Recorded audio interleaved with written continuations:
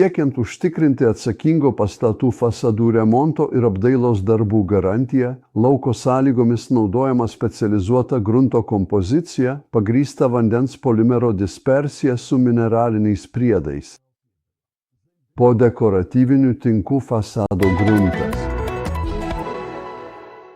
Fasado gruntas, grunto sudėtis yra baltos spalvos skystis su silpnu kvapu.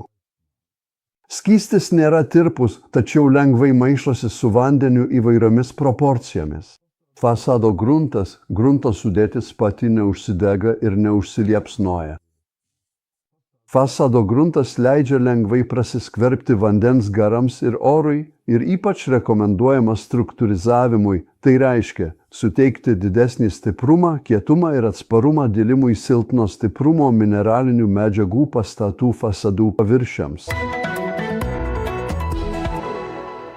Fasado konstrukcijų pagrindo paviršius turi būti sausas, be organinių tirpiklių ir paviršiaus nešvarumų likučių, nuvalytas nuo mechaniškai neprisijungusių dalelių. Fasado paviršiaus pažeidimus ir sukibimą trukdančias medžiagas reikia pašalinti prieš dengiant fasado gruntą. Fasado gruntą prieš naudojimą reikia gerai išmaišyti ir tolygiai padengti purškimo būdu, voleliu arba teptuku.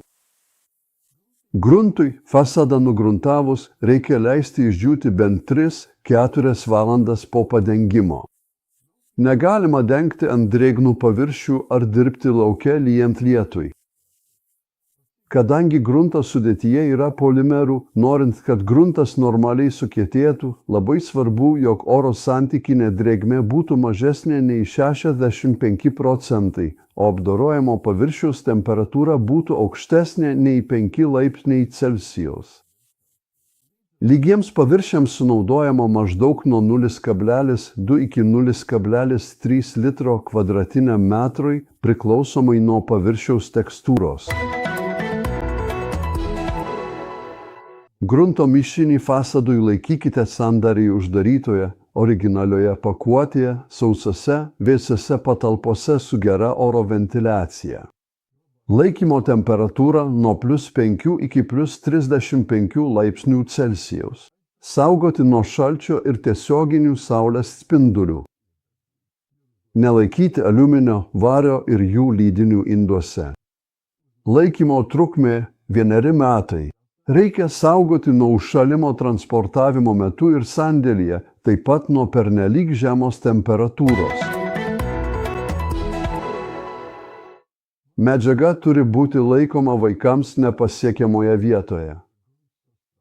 Dirbant su grunto mišiniu fasadui nereikia jokių ypatingų priemonių. Norint apsaugoti žmogaus odą, dėvėkite guminės arba polivinilchlorido apsauginės pirštines. Rekomenduojama naudoti respiratorius kvėpavimo takų apsaugai. Po pirštinių naudojimo rekomenduojama naudoti odos valymo ir priežiūros priemones. Rekomenduojama dėvėti apsauginius akinius su šoniniais skydeliais. Sėkmės darbuose!